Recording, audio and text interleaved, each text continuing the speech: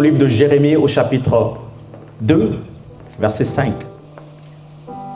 Ainsi parle l'Éternel, quelle iniquité vos pères ont-ils trouvé en moi pour s'éloigner de moi et pour aller après des choses du néant et n'être eux-mêmes que néant. Je répète, ainsi parle l'Éternel, quelle iniquité vos pères ont-ils trouvé en moi pour s'éloigner de moi et pour aller auprès des choses de néant et n'être eux-mêmes que néant. Parole du Seigneur. Amen. Le thème de cet après-midi est intitulé une adresse sûre. Une adresse sûre. Parole du Seigneur. Amen. Nous savons que par définition, et avant d'abord de définir, nous savons l'importance d'une adresse. Et parlons des adresses, il y a plusieurs types d'adresses. Et dans le numérique, nous avons également une catégorie d'adresses. Et ce qu'on appelle autrement un peu plus de façon générale, l'adresse IP qui est attribuée à chaque interface avec le réseau de tout matériel informatique, soit un routeur, un ordinateur, un smartphone, modem ADCL ou un modem de câble, imprimante, réseau, etc. Et tout ceci connecté à un réseau utilisé en utilisant Internet, un protocole de communication au travers des nœuds. Et nous pouvons aussi dire un peu plus loin qu'une adresse IP, couramment appelée Internet Protocol, est un numéro d'identification qui est attribué de façon permanente ou provisoire à chaque appareil connecté à un réseau informatique utilisé donc par le protocole, même protocole Internet. Et en gros, c'est un numéro d'immatriculation. Numériquement, l'IP, l'adresse en tant que telle, c'est un numéro d'immatriculation. En dehors de l'adresse, de prendre cette définition de point de vue un peu numérique, et nous avons ici l'adresse qui est également ce qu'on appelle une domiciliation, l'indication d'un domicile de quelqu'un. Et par rapport à la définition de l'adresse, bien sûr imagée liée à une domiciliation, nous pouvons aussi ramener aussi dans les définitions l'adresse comme une résidence, comme un domicile, voilà, une résidence. Le texte que nous venons de lire, le livre de Jérémie, au chapitre 2, le verset 5, nous voyons la manière dont Dieu, il pose la question à son peuple. Et la phrase commence bien sûr par « ainsi parle ». Ça veut dire que ce n'est pas n'importe qui parle, mais ici il s'agit de la voix de Dieu, il s'agit des allocutions de Dieu, Dieu qui parle. Et le Seigneur parle en posant des questions. « Quelle iniquité vos pères ont-ils trouvé en moi ?» La Bible déclare que Dieu n'est pas pécheur. Dieu n'a pas le péché en lui. Et de toute façon, il est le péché. Mais cette fois-ci, on voit comme si il y a des tendances qui sont renversées. Et Dieu pose la question, il dit, quelle iniquité vos pères ont-ils trouvé en moi? Et c'est comme si Dieu se sent coupable, c'est comme si Dieu devient pécheur. Et pourquoi Dieu pose la question? En même temps, Dieu montre la raison pour laquelle il insiste sur cette interrogation. Tout simplement parce qu'il constate que le même Père du peuple dont il libère cette parole, et ce Père se sont éloignés de Dieu. Et pour aller auprès de d'autres dieux, d'autres choses. Et le Seigneur précise les divinités du néant. Les divinités du néant qui n'existent pas, qui n'ont pas de pouvoir. Et même si, entre autres, ces divinités existaient, mais en face de l'Éternel, ces divinités n'ont pas de place. Ces divinités ne peuvent même pas conquérir, même pas résister à l'image de l'arche d'Israël, l'Éternel, qui a été ramené dans le temple de Dagon. On voit la confrontation de deux divinités. La Bible déclare avec précision que le Dagon, le dieu de Dagon, on l'a retrouvé le lendemain face baissée contre terre.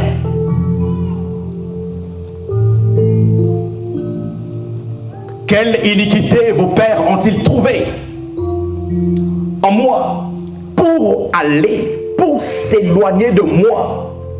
Alors l'expression pour aller, pour s'éloigner de moi et pour aller auprès des choses du néant. Et je me dis dans l'esprit par rapport à notre thème que l'être humain et même ceux et dont la Bible parle ici, ils ont trouvé un autre chemin, une autre adresse.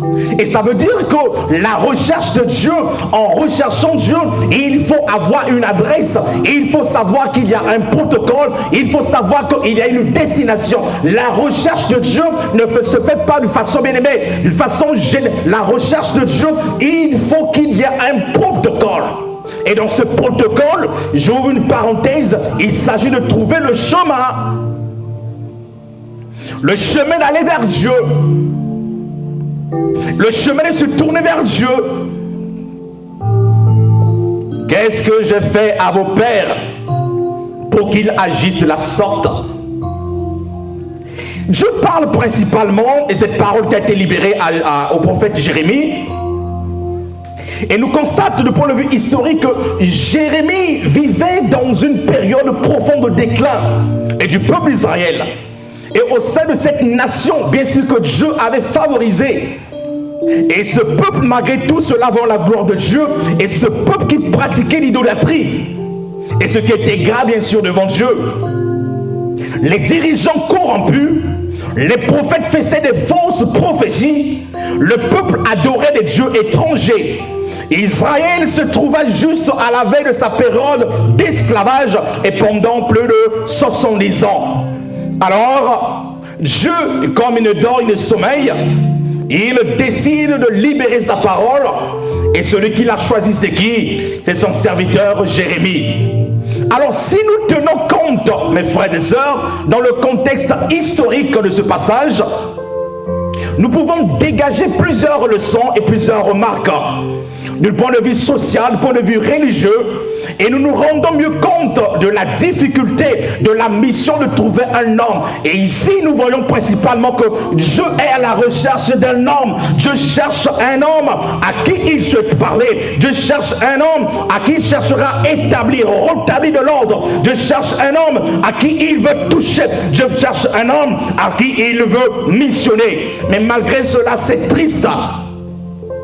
Ce verset exprime une vérité, mais nous voyons une tristesse en même temps. Et de savoir que le peuple de Dieu quitte la source d'eau vive qui est Dieu, et afin de courir, aller à la recherche d'une mauvaise adresse, une adresse vaine, une adresse de fausse divinité, une adresse des dieux qui ne voient point, qui ne parlent pas, et des dieux qui n'ont pas ce pouvoir comparable au pouvoir de notre seul et véritable Dieu.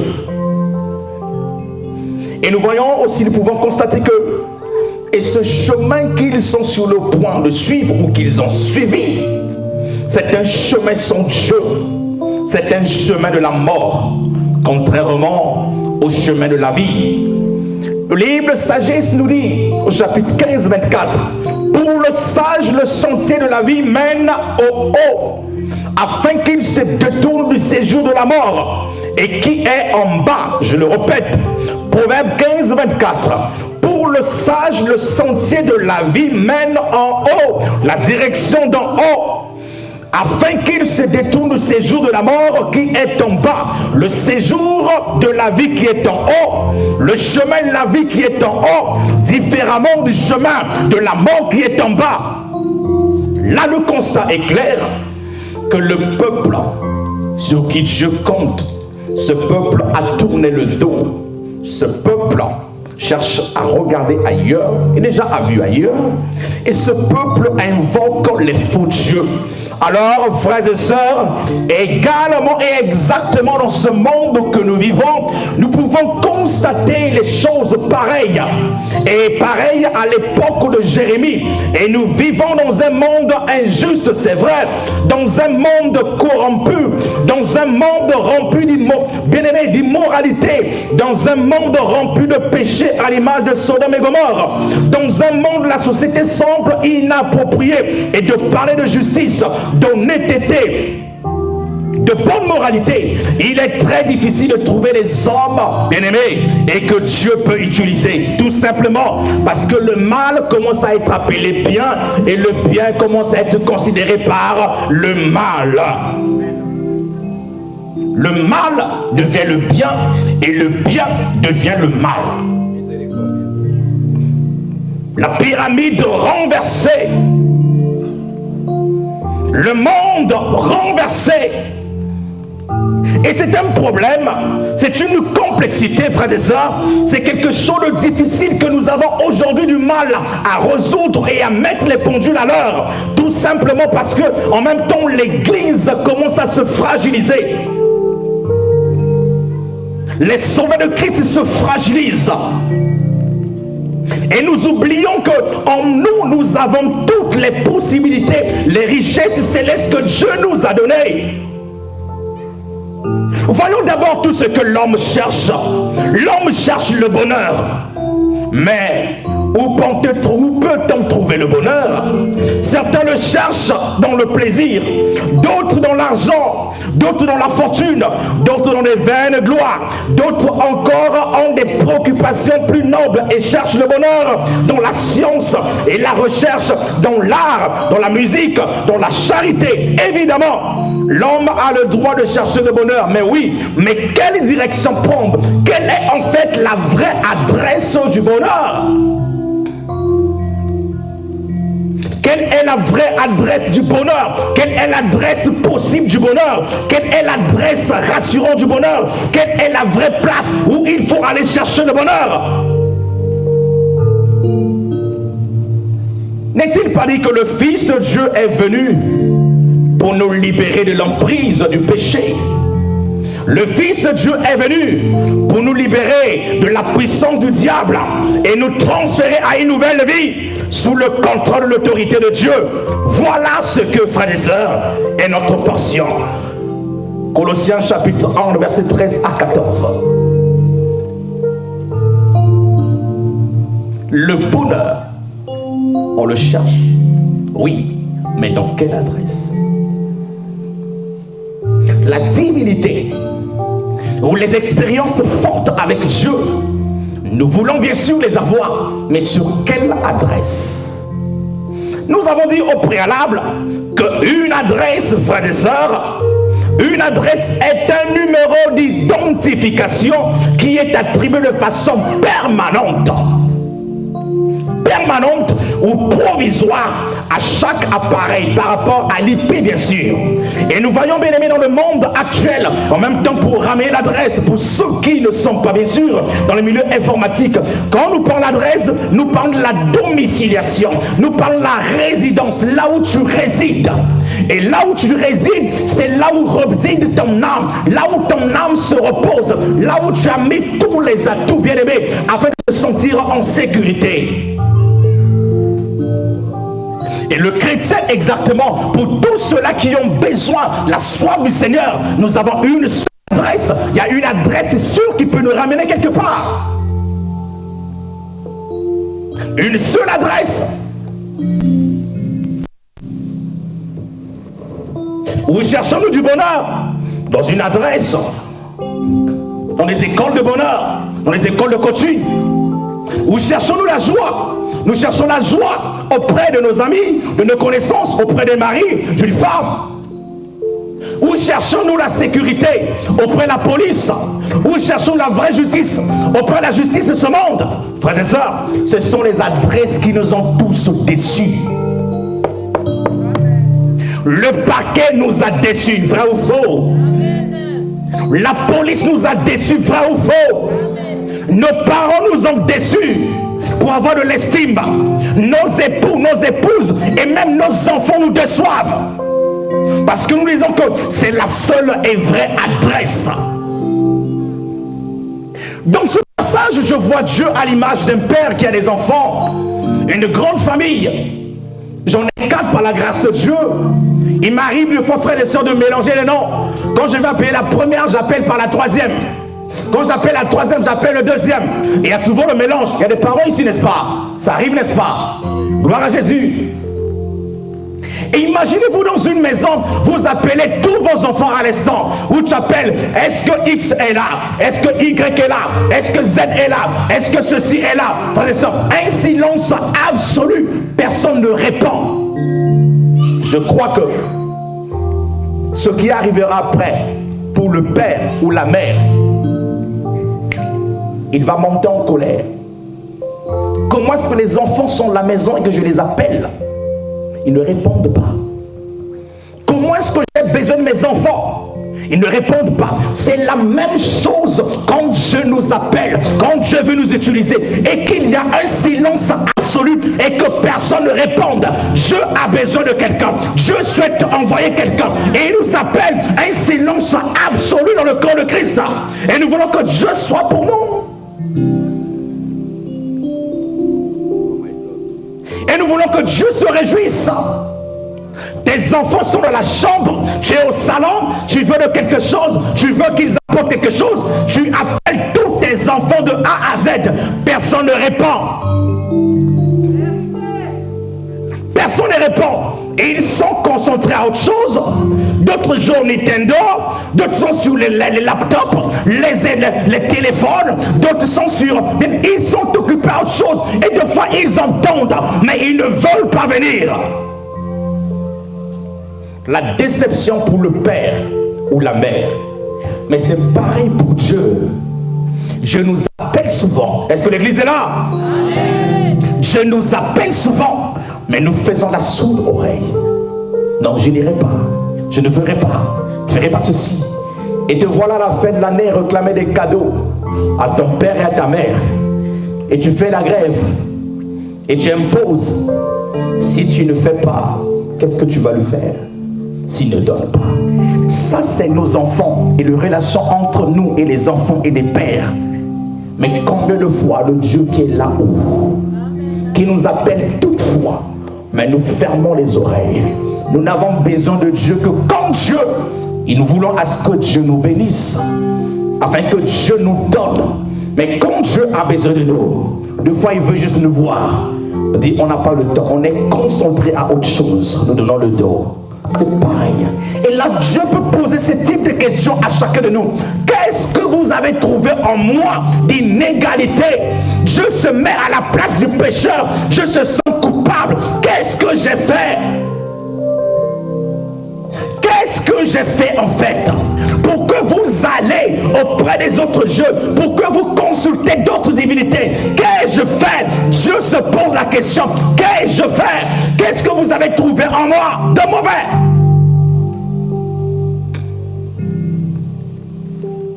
Et le fait de partir ailleurs, ça veut dire que vous êtes fait des autres adresses. Vous avez trouvé une autre adresse. Mais malheureusement, ces adresses trouvées finissent par vous décevoir.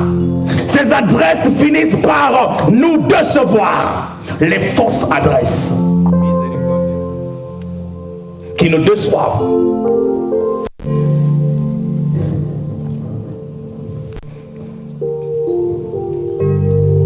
Les fausses IP qui nous déçoivent, qui sont piratées. Les adresses bien-aimées piratées. Les adresses bien-aimées piratées. Les adresses piratées. Mais gloire soit rendue à Jésus.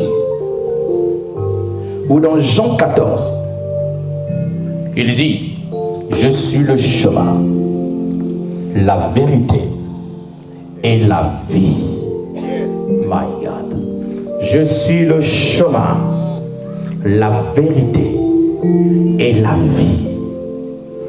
Il est le chemin, l'adresse sûre, l'épée sûre. Et sur ce chemin où nous pouvons avoir la justice, sur ce chemin où on peut, bien aimé, penser nos plaies, sur ce chemin où nous avons la vérité, sur ce chemin où nous avons la joie, sur ce chemin où nous pouvons recevoir l'équilibre, sur ce chemin où nous sommes plus que bénis, sur ce chemin où nous sentons en sécurité, sur ce chemin où est l'adresse sûre. L'adresse sûre, l'IP sûre. La domiciliation sûre. Jésus est la domiciliation sûre. Jésus est l'adresse sûre. Jésus est. Il est l'IP sûr. Pour aller au Père, nous avons l'adresse sûre qui est Jésus. Nous ne passons plus par l'intermédiaire de X, Y. Nous passons par l'adresse sûre qui est Jésus. Une adresse sûre.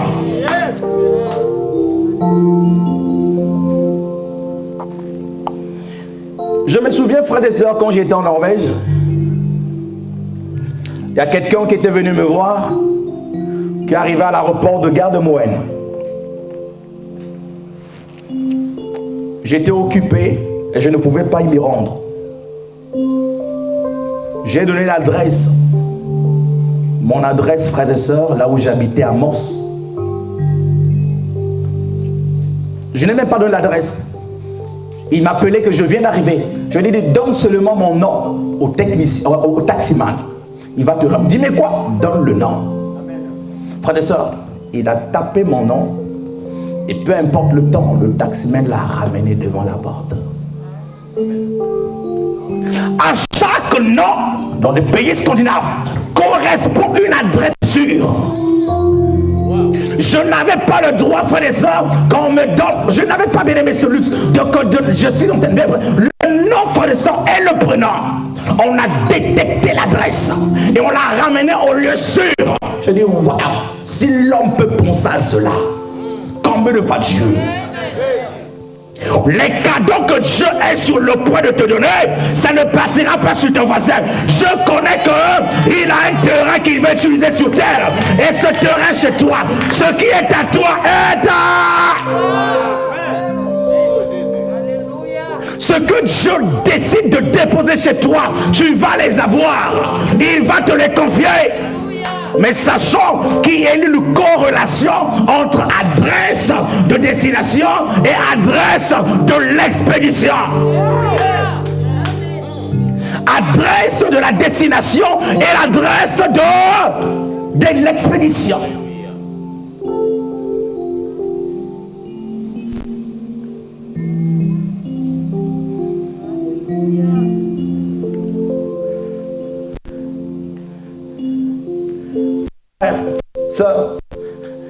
Même dans ce pays, quand tu pars faire tout acte administratif, on te pose la question, votre adresse, vrai ou faux? Même si tu vis sous ou chez, on veut voir cette adresse, c'est mentionné. Même si tu vis chez, c'est mentionné. Et tous les courriers que tu recevras, ces courriers viendront directement à l'adresse. S'il y a fausse adresse, bien-aimé, nous allons rater les courriers et les bonnes nouvelles qui nous ont été envoyées. Raison pour laquelle, dans le spirituel aussi, quand Dieu décide de nous toucher, si tu changes d'adresse, on vient de frapper à la porte, ou sous ta boîte aux lettres, ton nom ne sera plus mentionné, parce que tu es vagabond, tu n'auras jamais sur place, et le courrier repartira, et tu ne seras que là. Pourquoi ma vie? Oui, tu es vagabond.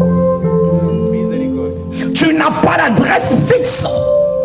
Ou peut-être un SDF spirituel. Mais en même temps, quand nous prions Dieu, ne passe pas par l'évêque, ne passe pas par les pasteurs, ne passe pas par qui que ce soit.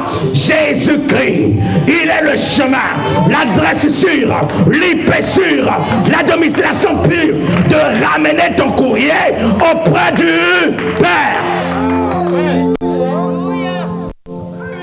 Jésus-Christ, la domiciliation sûre, l'IP sûre.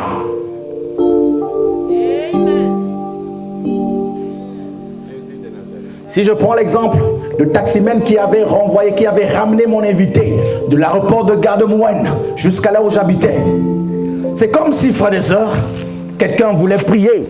Il demandait à Dieu, Dieu, je veux que tu me touches. Je lui dis, c'est pas mon problème. Mets seulement l'adresse Jésus-Christ de Nazareth. Oh, oh. Mets seulement l'adresse Jésus-Christ de Nazareth et il va te ramener, il va ramener ta demande auprès de moi. Et toute demande, bien-aimé, liée au nom de Jésus-Christ, ce sont des courriers qui sont déposés avec accusé. Est-ce que je parle à quelqu'un, c'est prophétique? Avec accusé. Mais quand tu passes par tout ce que tu fais, ou nous faisons, ça traîne, ça traîne, ça traîne, ça peut prendre des années, ça tourne. Après on dit non, j'ai tellement trop combattu. Non, il y a l'adresse sûre. Une adresse, une adresse, je ne t'entends pas, une adresse. Il y a une adresse sûre. Cette adresse c'est qui c'est? Jésus. Notre adresse sûre c'est Jésus. Notre IP sûr c'est Jésus. Je suis le chemin, la vérité et la vie. Nul ne vient au Père que par moi. Nul ne va au Père par l'évêque. Nul ne va au Père au travers un saint. Nul ne va au Père au travers une divinité. Nul ne va au Père que par Jésus. Amen. Et c'est une vérité qu'on ne peut jamais changer. Amen. Jésus n'a jamais été périmé. Il ne sera jamais périmé. Il restera Jésus. Il restera le chemin. Il restera la vérité. Il restera la vie. Les cieux et la terre passeront, mais la parole éternelle ne passera jamais. Ne passera jamais.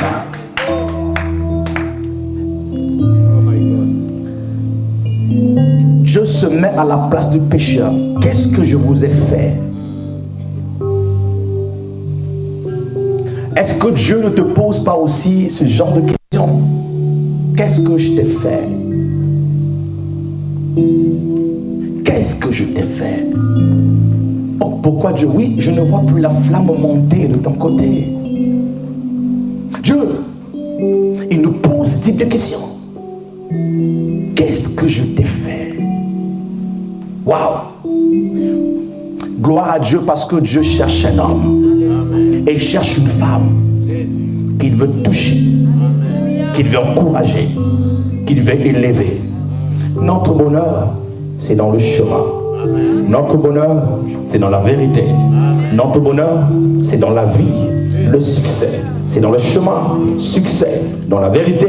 Succès dans la vie. Et nul ne vient nous perdre si ce n'est que par Jésus-Christ. Parole du Seigneur. Que la gloire revienne à Dieu.